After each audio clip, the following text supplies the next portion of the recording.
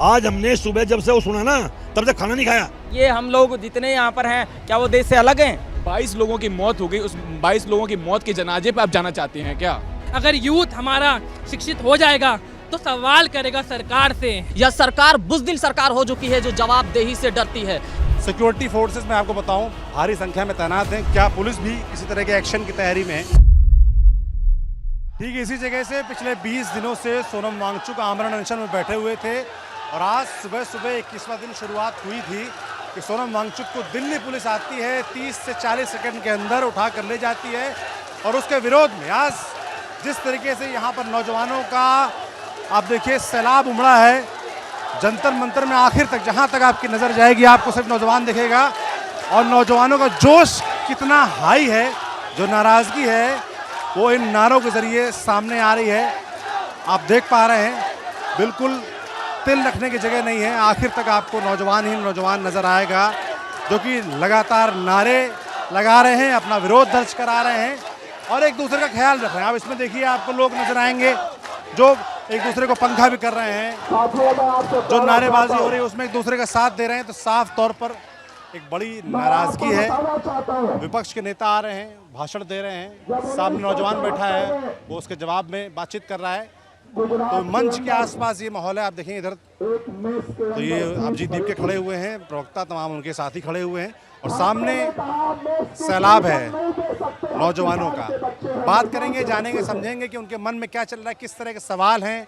इस वक्त नौजवानों की शाम का 5-6 बजे के अराउंड टाइम बज रहा है, हाँ 6:15 बज रहा है इस वक्त और सामने भीड़ आप देख पा रहे हैं किस कदर है। चलेंगे भीड़ के बीच भी, नौजवानों से पूछेंगे क्या चल रहा है उनके मन में। तो सवाल है कि अब 20 तारीख की जो तैयारी थी, 20 जुलाई को संसद तक मार्च निकलेगा, क्या उसकी तैयारी है, क्या उसके मन में लोगों के मन में उसको लेकर क्या है, सब जानेंगे समझेंगे। चलते हैं बीच में। मंच के पास का नज़ारा आपको दिखा दिया। अब ये एंट्री पॉइंट है। एंट्री पॉइंट से आप देखो शाम का 6:30 बज रहा है और लोगों का आना बड़ी संख्या में, नौजवानों का खास तौर पर जारी है। लाइन देखिए लगी हुई है अंदर जाने के लिए, बैरिकेडिंग, उधर भी चेकिंग हो रही है, इधर भी चेकिंग हो रही है और लोग लगातार अंदर जा रहे हैं। आप लोग कहाँ से आए हैं? हम दिल्ली द्वारका से आए हैं। हाँ जी।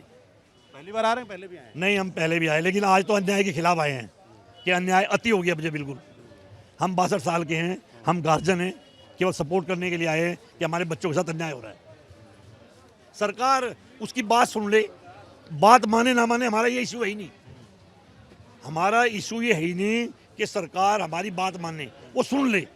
लेकिन एक इंसान 21 दिन से अगर भूख हड़ताल बैठा है, उससे आप ये पूछ लो कि आप कैसे हो, क्यों बैठे हो, ये बात तो हम आपकी मानते नहीं, और बताओ, तो उससे भी लगेगा चलो ये नहीं, ये मान ले, तो रास्ता निकल गया।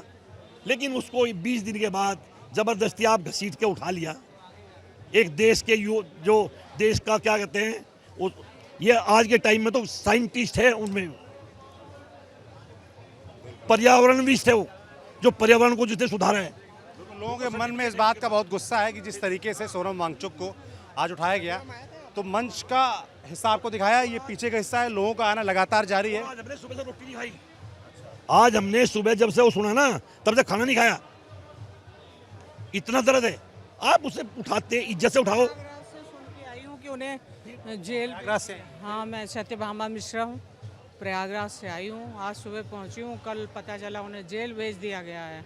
रात में ही मुझे पता चला है, तो बहुत अफसोस हुआ। यहाँ पे आई हूँ और भरत तिवारी जी के भी लिए इंसाफ मांगने के लिए आई हूँ। मैं आरा भी गई थी बिहार, उनके घर मैंने कुछ आर्थिक सहयोग भी किया था, जो भी यथाशक्ति मुझसे बना था, और मैं उनके माँ बाप से भी मिली थी। वो लोग बहुत गरीब हैं, उनको भी भारत सरकार उनको इनकाउंटर कर दिया, उनके बेटे को। कम से कम उन पुलिस वालों को बर्खास्त तो करें नौकरी से, उन्हें भी सज़ा दें। जिसने गन फेंक दी थी, किसी को एक भी अपराध नहीं उसके खिलाफ पंजीकृत है, उस बच्चे को मारा गया, उसको मार करके 3 गोलियां मारी गई, बिल्कुल अपराधियों की तरह उसे ठोका गया। और ये मानवता के कितने विरुद्ध है। कोई स्वाभाविक तौर से भी सोचेगा तो भरत तिवारी के लिए वो रो देगा, क्योंकि भरत तिवारी का गांव हमने देखा है, गंगा जल के पानी के बाढ़ से पूरा भरा हुआ था। उसी के लिए कई हजार करोड़ रुपया आया था, उसको सब खा रहे थे अधिकारी और डीएम और ये सब, तो उन्हीं के खिलाफ वो लड़ रहा था। ये सब ना खाइए, कुछ खाइए, कुछ तो इसको ऊंचा करके बनवाइए, नहीं हर साल डूब जाएगा। यही सब चीज़ें थी उसकी, और कोई बात नहीं थी। थोड़ा एक्स्ट्रा एनर्जी थी उसके अंदर, कुछ अलग होता है ना, जिसको जल्दी दुनिया से जाना होता है। हमारे देश में जितने भी महापुरुष हुए हैं वो बहुत ही अल्प आयु में ही चले गए हैं, तो कुल मिला के वो भी उन्हीं में से था। तो मैं तो आरा गई थी और उनके गांव गई थी, अब यहाँ पे आई थी उनके सोनम सर के लिए कि तो वो भी, उनको भी पुलिस ले गई है। तो ये सरकार कितना क्या कर रही है, मतलब एक व्यक्ति। लोग यही सवाल पूछ रहे हैं कि क्या अगर कोई जुल्म के खिलाफ, कोई अगर अंधेरगर्दी के खिलाफ, चाहे सोनम वांगचुक हो जो इस देश के नौजवानों के लिए, एजुकेशन के लिए बात कर रहे थे वो हो, या भरत तिवारी का मामला हो बिहार का, जो भी आवाज़ उठाएगा क्या उसकी आवाज़ दबा दी जाएगी? ये सवाल यहाँ आने वाले लोग पूछ रहे हैं। मैं आपको पीछे से नज़ारा दिखा रहा हूँ, तो मेरी आपने बहुत कवरेज देखी होगी यहाँ की न्यूज़ बेंच की। इस जगह पे इतनी भीड़ कभी नहीं दिखी। आप देखिए यहाँ से लेकर आखिर तक जो मंच तक है, आपको खूब भीड़ दिखेगी, आदमी दिखेगा। इतनी भीड़ इससे पहले नहीं थी। तो कहा जा सकता है कि भाई लोगों को लगा होगा, सरकारों को लगा होगा, पुलिस वालों को लगा होगा कि सोनम वांगचुक हटा दिए जाएंगे, उसके बाद चीज़ें शांत हो जाएंगी। वो फिलहाल यहाँ होती नज़र नहीं आ रही हैं। लोगों से बात करेंगे, समझेंगे कि आप जब आ रहे हैं, कल तक आ रहे थे सोनम वांगचुक के सपोर्ट में कि वो बैठे हैं उनको देखने, अब वो नहीं यहाँ पे हैं, सफदरजंग अस्पताल में। तो लोगों के मन में क्या चल रहा है? क्या नाम है आपका? मेरा नाम विशाल यादव भैया। तो विशाल, मैं सिविल सेवा की तैयारी करता हूँ मुखर्जी नगर। जी भैया। पहली बार आए? पहले आए हो? नहीं भैया, पहली बार आए हैं। आज सुने हैं कि सोनम वांगचुक सर को उठा लिया गया, तो मतलब सरकार जो है लोकतांत्रिक जो संवैधानिक जो तरीका है उसका पालन बिल्कुल नहीं कर रही भाई। पता इतने सोशल मीडिया के दौर में इस तरीके से किसी को उठाना क्या संवैधानिक नैतिकता है? सभी लोग यही पूछ रहे हैं। सबके मन में करुणा दया, इस सरकार के अंदर जो करुणा, मानवता, उत्तरदायित्व, जवाबदेहिता, रिस्पॉन्सिबिलिटी, हर चीज़ संवेदन शून्य सरकार हो गई। एकदम तानाशाही रवैये पुतर रही है। उनको लग रहा है कि हमें जनादेश मिल रहा है तो हमें किसी की बात का सुनना नहीं है। लोकतंत्र में एक व्यक्ति की आवाज़ महत्वपूर्ण होती है। इस इतने लोग यहाँ पर आए हैं, क्या करने आए हैं? देखेंगे आप जितने लोग यहाँ पर सब जेनजी आए हैं भैया यहाँ पर, लेकिन इनका इतना भ्रष्टाचार एकदम पूरा दीमक लग गया। जिस नैतिकता पे आए थे सरकार में, पूरा एकदम दीमक लग के सिस्टम सब वो हो जा रहा है। हर वैकेंसी टीजीटी पे देख लीजिए, अभी टीजीटी में एग्जाम हुआ था 108, मेरे दोस्त था 118 क्वेश्चन सही थे, 125 में से सब भी नहीं हुआ। यूपीएसआई का आप देख ही रहे हैं, यूपी पीसीएस में जो पीसीएस परीक्षा होती है भैया, एक साल में ये लोग पेपर बनाते हैं, हमेशा पेपर में 10 क्वेश्चन, 12 क्वेश्चन, 20 क्वेश्चन हमेशा गलत निकलता है। इस बार मेरा 92 क्वेश्चन सही था, न रिवाइज आंसर की आई, न कुछ आया, न कट ऑफ आई। एक साल बाद कट ऑफ ये लोग देंगे, बताइए एक साल बाद क्या आदमी अपना मूल्यांकन करेगा? हम कहाँ जाएंगे एक साल बाद? न संशोधित आंसर की आ रही है, लड़के एकदम परेशान है। हर परीक्षा में पेपर लीक, लेखपाल वाला देख लीजिए आप, उसमें भी पेपर लीक हुआ, आप आवाज़ उठाए उसके खिलाफ, लेकिन कोई सरकार में कोई नैतिक। जितनी जुबान है, जिनसे भी बात हम करेंगे, उनके अपने अपने किस्से हैं, उनकी अपनी अपनी शिकायतें हैं, और शिकायतों का दौर ये खत्म होने वाला नहीं है। मैं यहाँ से लेकर आखिर तक जाऊँगा, आप देखिएगा जिसके पास भी माइक जाएगा वो यही बात बोलेगा। सबकी अपनी दुविधाएं हैं। जी, क्या नाम है आपका? राजेश हिंदुस्तानी, 15 साल से रोजाना तिरंगा हाथ में, ये लास्ट ईयर का है। क्या मकसद है इसका? मकसद तो ये है जी, जो देश के हमारे गांधी जी, भगत सिंह, सुभाष चंद्र बोस ने जो आज़ादी दिलवाई थी, ब्रिटिश फ्लैग हटवा के ये फ्लैग लिया था, तो इसकी संभाल रखने की जिम्मेवारी हमें दी गई थी कि हम लोग भारत के लोग इसको संभाल करेंगे, और गड़बड़ है तो वहाँ आवाज़ उठाएंगे। लेकिन लोग अपने अपने तक सीमित हो गए। अधिकार तो सभी मांगते हैं, लेकिन फ़र्ज़ कोई अदा नहीं करता। नागरिकों के फ़र्ज़ अदा करवाने के लिए, उन शहीदों की याद दिलाने के लिए, उनकी कुर्बानी का कर्ज चुकाने के लिए मैंने यहाँ क्यों उठाया है। आज यहाँ तिरंगा लेके मैं 10 दिन 12 दिन से यहीं हूँ, बीच में 2 दिन गया था। ये CJP का जो प्रोटेस्ट है युवाओं के लिए, नीट में लीक को लेकर के, धर्मेंद्र प्रधान के इस्तीफे और शिक्षा व्यवस्था में सुधार को लेकर के, मैं इनके समर्थन में हूँ और लगातार। क्या नाम है आपका? Sir Deepak Singh sir. क्या करते हो दीपक? सर यहाँ पे हम मुखर्जी नगर में रह के, हम दीपक ही, एक ब्रिजेश सर हम आसपास ही रहते हैं। दोनों लोग सर सिविल का प्रिपरेशन करते हैं, ISPCS का सर। क्या मुखर्जी नगर से, उधर से काफ़ी बच्चे आए हैं? सर बिल्कुल, जब से अनशन स्टार्ट हुआ, जब से सोनम सर यहाँ पे हंगर स्ट्राइक पे बैठे, तब से ही सारे लोग आ रहे हैं। बट हाँ, आज ज़्यादा संख्या में आप भी देख सकते हैं सर, ज़्यादा दिख रही है। जी सर। क्या चल रहा है आप लोगों के मन में? अब सोनम वांगचुक तो यहाँ है नहीं, उनको अस्पताल ले जाया गया है जबरन 30 सेकंड के अंदर। सर चल यही रहा है कि एक लोकतांत्रिक देश में ऐसे नहीं होना चाहिए सर। एक तो आप ले गए, गलत तरीके से ले गए, नोचते घसीटते जानवरों की तरह, तो सर ये डेमोक्रेसी फिर कहाँ रह गई? जैसे मोदी जी जाके अफ्रीकन कंट्री या फिर जहाँ भी डेमोक्रेसी चिल्लाते हैं, तमाम अवार्ड 36 अवार्ड इकट्ठा कर लिए हैं, तो नाराज़गी हमको उस बात से नहीं है। बट सर एटलीस्ट जो भी मुद्दा है उसको आप एक बार सुनिए सर, क्योंकि संवाद के माध्यम से राजतंत्र में भी चीज़ें बदली हैं।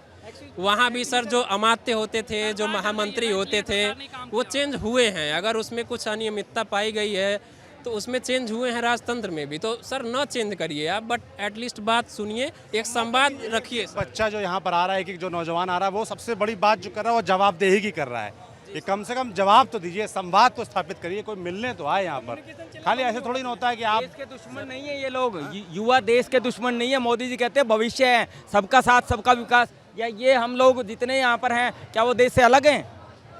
क्या कोई बात बोलना, ये देश के बंधु हैं और देश के युवा, देश की रीढ़ है, देश का भविष्य है। इनका ख्याल करें और अकाउंटेबिलिटी अपनी सरकार में स्थापित करें। सब लोग यही मांग कर रहे हैं। अब थोड़ा नौजवानों से बात कर लेता हूँ मैं, है ना। क्या नाम है आपका? सर मेरा नाम गिरजेश है। हाँ सर। तो गिरजेश, मैं यूपीएससी की तैयारी करता हूँ। हाँ क्या है वैसे यूपीएससी लोग मुद्दे क्या हैं? सर मुद्दा तो सर यही है कि जैसे हर चीज़ में, हर चाहे कोई सी मिनिस्ट्री हो, कोई भी डिपार्टमेंट हो सर, हर डिपार्टमेंट में सर अकाउंटेबिलिटी एटलीस्ट फिक्स होना चाहिए। अगर सर जैसे पुल गिर रहा है तो पुल गिर रहा है तो सर उसकी जिम्मेदारी कौन लेगा? कहाँ से हो आप? सर मैं एमपी से हूँ। हाँ सर, ग्वालियर से हूँ सर मैं। ग्वालियर में सर आपको पता है ये भी सर चिता आंदोलन चल रहा है जैसे बुंदेलखंड में। सरकार सर करती क्या है सर, जैसे लोगों को, नागरिकों के बिना विश्वास में लिए अपना कोई भी काम करना स्टार्ट कर देती है। जैसे बुंदेलखंड में अभी कैन बेतवा प्रोजेक्ट था, उसको लागू कर दिया। वहाँ के स्थानीय लोगों को बिना विश्वास में लिए, बिना कॉन्फिडेंस में लिए उन्होंने वहाँ पर वो लागू कर दिया। उनकी इतनी सी मांगे हैं कि हमें पहले, या तो हमें पहले जो मुआवजा है वो दो, और हमारी जो हमें विस्थापित करोगे तो विस्थापित करने के लिए हमें कहाँ स्थापित करोगे वो हमारी व्यवस्था पहले की जाए।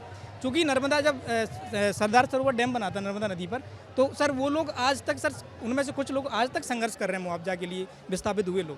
ये बहुत महत्वपूर्ण बात बोल रहे हैं कि इस देश में तमाम आंदोलन चल रहे हैं और तमाम योजनाएं आती हैं, जिन लोगों के इलाके में आती है वहाँ के लोगों से क्या परमिशन ली जाती है। अब आप देखो देहरादून में जो पेड़ कट रहे हैं उसको लेकर आंदोलन चल रहा है, रोज़ तस्वीरें आ रही हैं, कोई सुनने वाला नहीं है। केन बेतवा प्रोजेक्ट की ये बात कर रहे हैं, वहाँ पर देखिए रोज़ तस्वीरें आ रही हैं, लोकल मीडिया कवर कर रहा है, सोशल मीडिया चलाने वाले चैनल्स कवर कर रहे हैं, कोई संवाद वहाँ पर नहीं हो रहा है।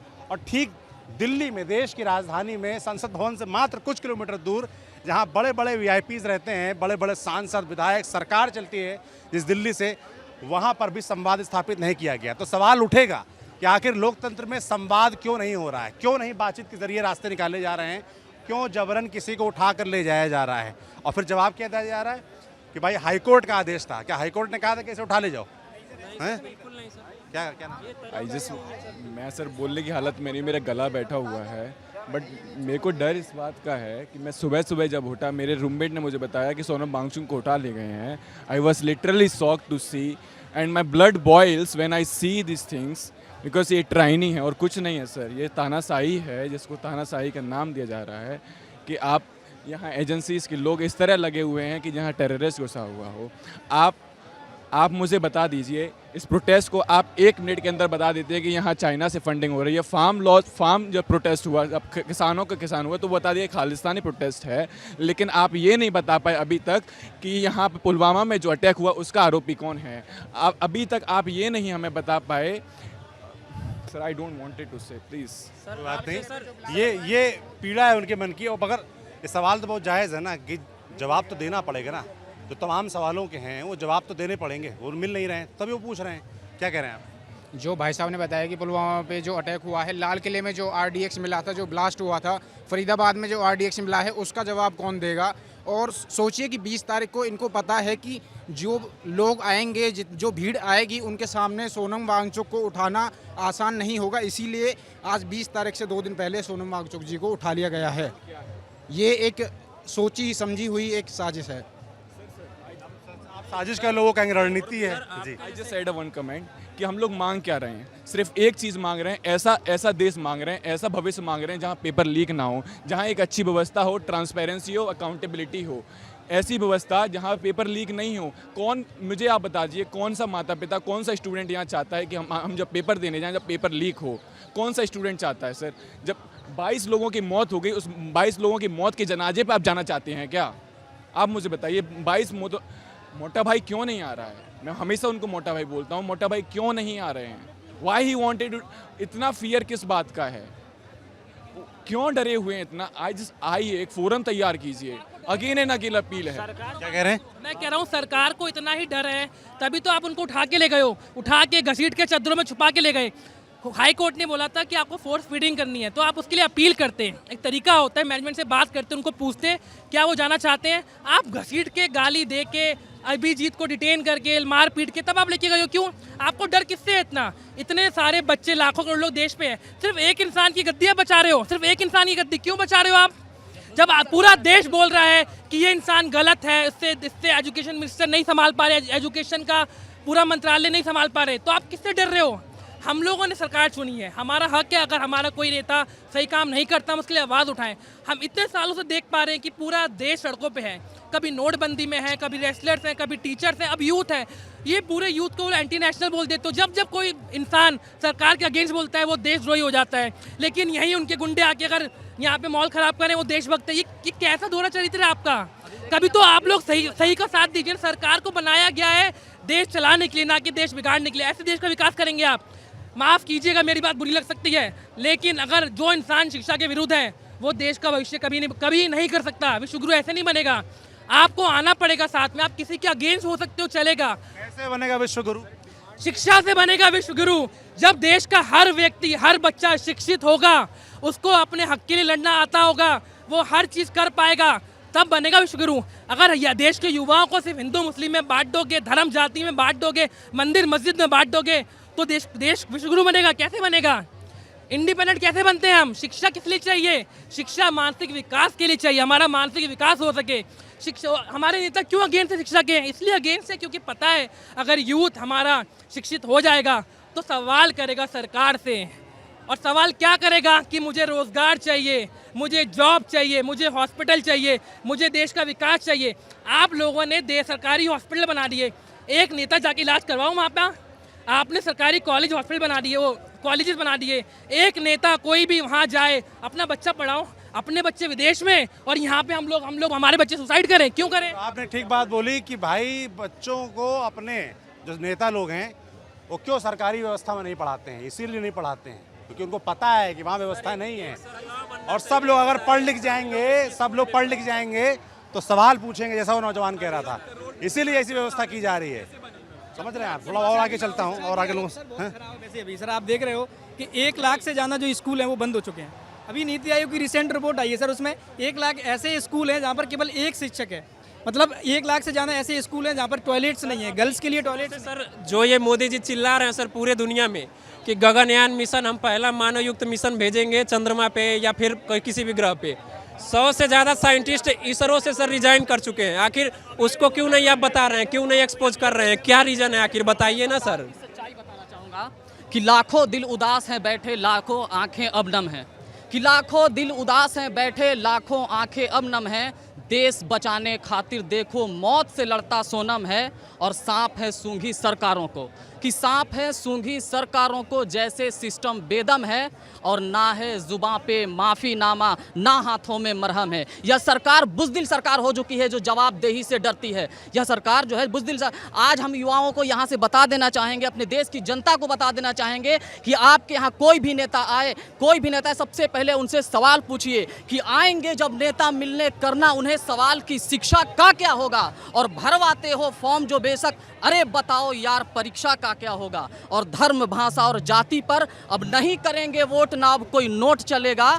और करना होगा महंगाई और स्वास्थ्य के ऊपर काम, नहीं बस होट चलेगा। हमारी देश की जनता अब सरकार से सवाल। बिल्कुल, बहुत अच्छी बातें आप बोल रहे हैं, सुनने में कितनी अच्छी लग रही है ना, पर इस देश में लागू कराना उतना ही मुश्किल काम है। चाहे नेता हो, चाहे जो जनता हो उस तरफ बैठी है, उसके लिए भी इतना मुश्किल काम है ये काम अपने को ऊपर लागू भी करना। क्या बोल रहे थे आप? सुधारना है तो एक लॉ ये भी पारित करना पड़ेगा कि जितने भी नेता सदन में हो, विधानसभा में, उनके एक बच्चा सरकारी स्कूल में जाए।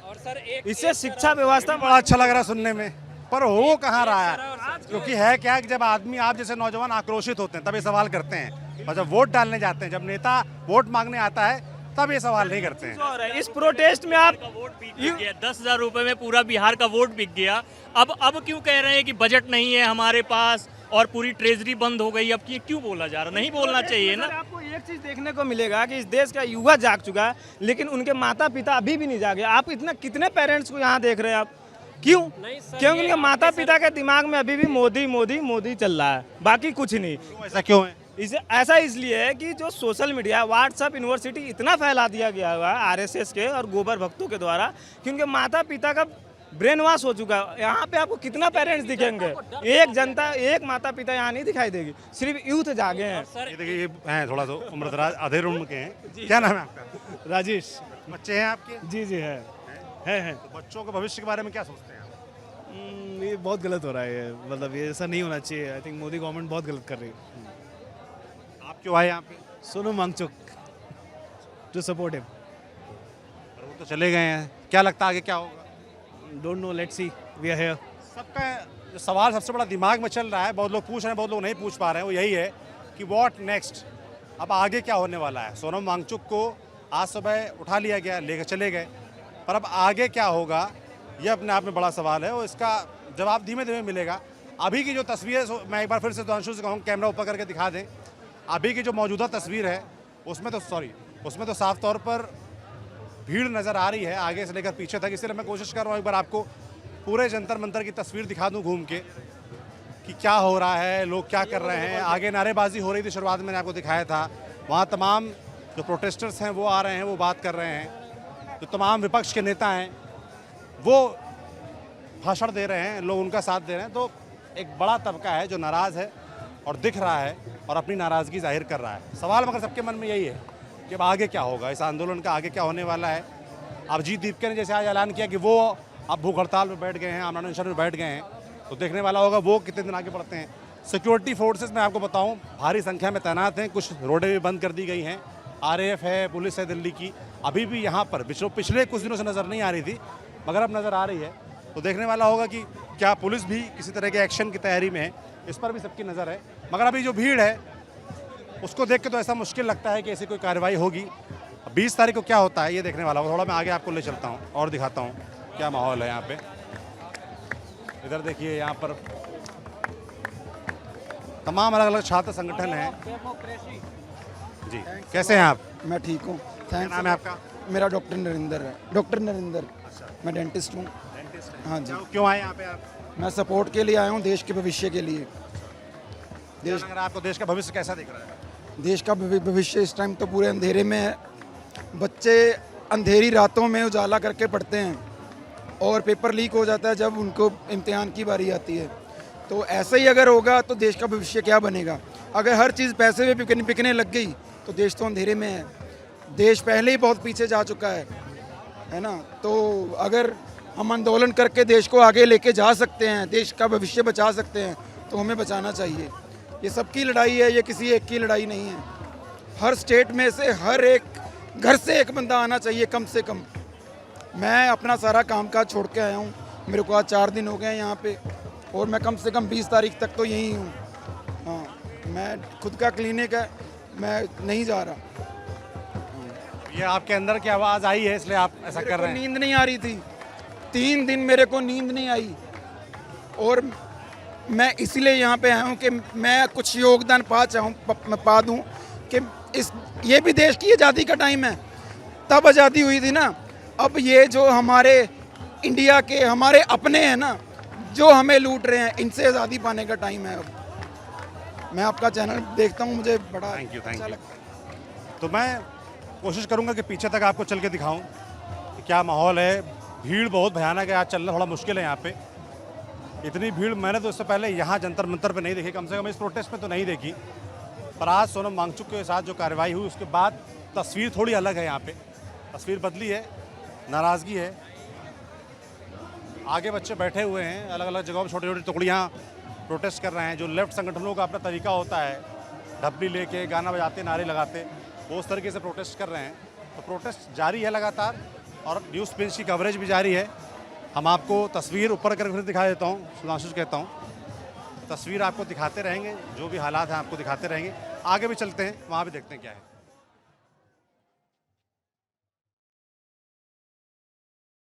तो पीछे से अब हम आगे की तरफ आ गए हैं। यहाँ की तस्वीर में सुधांशु से कहूँगा आपको दिखा दें। तो पीछे इस तरफ आप देख पा रहे हैं लोगों की भीड़ है, लोग खड़े हैं और मंच के सामने जो लोग बैठ गए हैं वो बैठ गए हैं। और एक दिलचस्प तस्वीर यहाँ पर यह भी दिख रही है कि सामने वहाँ भाषण चल रहा है, इधर लोग बैठे हैं और एक दूसरे को पंखा भी डुला रहे हैं। आप देखो ऐसे बहुत सारे वॉलंटियर्स हैं जो हवा डुला रहे हैं ताकि किसी को बहुत गर्मी न लगे। जाहिर सी बात है कि भीड़ ज़्यादा हो गई है और उमस है बहुत ज़्यादा, गर्मी बहुत ज़्यादा है, पर एक दूसरे की यही साथ आके एक दूसरे की मदद करने का शायद यही तरीका है। और आप यहाँ से लेकर पीछे तक देखेंगे तो ऐसे बहुत सारे लोग हैं जो ऐसे पंखा डुला रहे हैं, एक दूसरे की जो दिक्कत परेशानी है वो कम करने की कोशिश कर रहे हैं और एकजुट नज़र आ रहे हैं। और ये जो भीड़ आज मुझे नज़र आई है, ऐसी भीड़ इससे पहले नज़र नहीं आई थी जो आज है। और जाहिर सी बात है कि लोगों के मन में गुस्सा है, इसीलिए भीड़ है। सोनम वांगचुक को जिस तरीके से उठाया गया, लोग कह रहे हैं कोई वो चोर थे क्या, कोई आतंकवादी थे क्या, इस तरीके से क्यों उठाया गया? अगर हाईकोर्ट का आदेश भी था तो कम से कम यहाँ लोगों से सलाह मशवरा करके, बातचीत करके, संवाद के जरिए रास्ता निकाला। और संवाद कहाँ? डॉक्टर भेजा, पुलिस भेजी, पर कोई नेता, कोई मंत्री, कोई अधिकारी संवाद के लिए नहीं भेजा। ये अपने आप में एक बड़ा सवाल है। इधर आप देखेंगे वो मंच है, मंच के आगे बहुत सारे लोग हैं जो बैठे हुए हैं। लोगों से बात करते हैं, कहाँ से आए, क्या नाम भाई आपका? ब्रिजेश नाम है सर मेरा। ब्रिजेश, मैं उत्तराखंड से आया हूँ। उत्तराखंड से? जी सर, आज ही। उत्तराखंड में भी एक प्रोटेस्ट चल रहा है देहरादून में। हाँ जी सर, कल राहुल जी भी गए थे वहाँ पे। कल राहुल जी भी गए थे और अब मैं तो कोचिंग चलाता हूँ वहाँ पे तो। यहाँ कैसे? यहाँ पे सर मैं तो ज्वाइन करने आया प्रोटेस्ट से सिर्फ। जी, मैं खुद टीचर हूँ, पढ़ाता हूँ कोचिंग। मेरी कोचिंग है देहरादून में, 2 कोचिंग है मेरी। तो आज हमने ये सोचा कि अब ज्वाइन करते हैं इसे जाके, क्योंकि अगर आज नहीं करेंगे तो फिर शायद कभी नहीं कर पाएंगे। मुझे मतलब मैं बस ज्वाइन इसलिए किया ताकि रिग्रेट ना हो मुझे, रिग्रेट से बचने के लिए, ताकि कभी अगर बाद में ऐसा हो। अभी सक्सेस कितना होगा मुझे नहीं पता अभी, पर मैं ये चाहता था कि एक बार ज्वाइन करूँ ताकि मैं कह सकूँ कि हाँ मैंने भी उस इतिहास में जो चीज़ें हुई उसमें मैंने हिस्सा लिया, एक मेरी भागीदारी है इस इतिहास में। आप लोग के अंदर कहाँ से मोटिवेशन आ रहा पंखा डुलाने का? ये बड़ा अच्छा लग रहा है मुझे देख के, एक दूसरे की हेल्प हो रही है। क्या नाम है? हाय सौरभ भैया। कल भी मैं आया था मिलने। मेरा नाम अमन है और मैंने जामिया से मैनेजमेंट की है, मैनेजमेंट की पढ़ाई, फिर मैं जॉब कर रहा था। प्रॉब्लम यही है कि जब आप कॉन्स्टिट्यूशन ही पढ़ते हो ना, तो फर्स्ट लाइन उसका जो प्रियम्बल में भी है, we the people of India, जो सिर्फ हमारे लिए है।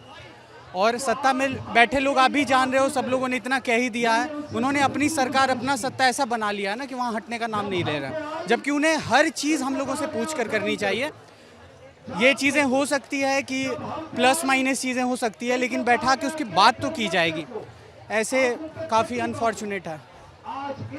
सब आदमी एक ही सवाल पूछ रहा है कि कम से कम बातचीत तो होनी चाहिए थी, कम से कम संवाद तो स्थापित होना चाहिए था, जो कि नहीं किया गया।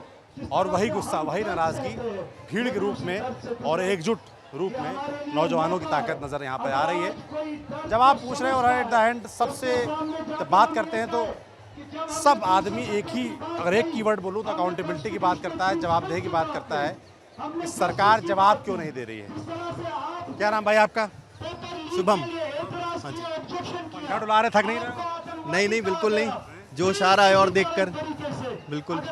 तुम्हें देख के सॉरी, आज माहौल देख के क्या लग रहा है? आज माहौल देख के लग रहा है कि देश में कुछ परिवर्तन आने वाला है। मैं इसके पहले पिछले हफ्ते भी आया हुआ था और आज मैं आ रहा हूँ, मुझे बहुत ज़्यादा चेंजेस नज़र आ रहा है। पिछले बार लोगों की संख्या बहुत कम थी, इस बार संख्या बहुत ज़्यादा बढ़ गई है। हमें समझ में आ रहा है कि देश पक्का बदलेगा और 20 जुलाई को पक्का कुछ बड़ा होने वाला है। 20 जुलाई तक बात जाएगी? बिल्कुल बिल्कुल जाना चाहिए और संसद तक हमें जाना चाहिए। हमें उससे पहले संसद तक जाके अपनी आवाज़ को बुलंद करना ही चाहिए। तो इंतज़ार इसी बात का है कि 20 जुलाई को क्या होने वाला है। 20 जुलाई को क्या संसद जा पाएंगे? ये नौजवान जो यहाँ बैठे हैं, इकट्ठा हुए हैं, तो 20 जुलाई को जा पाएंगे? हमारी नज़र भी बनी हुई है। बाकी जो माहौल है, जो नज़ारा है, वो लगातार आपको हम दिखाते रहेंगे। जो लोग बोल रहे हैं, जो लोग सोच रहे हैं, क्या सोच रहे हैं, उससे रूबरू आपको यूँ ही कराते रहेंगे। आप न्यूज़ प्रिंट देखते रहिएगा। अगर आपको लगता है कुछ हमें और करना चाहिए, कुछ और दिखाना चाहिए, तो भी कमेंट बॉक्स में लिख कर ज़रूर बताइएगा। बाकी भीड़ मंच से लेकर पीछे तक की मैंने आपको दिखा दी। जो माहौल है, जो जोश है नौजवानों के अंदर, और जो सवाल पूछ रही है, जो जवाब मांग रही है केंद्र की सरकार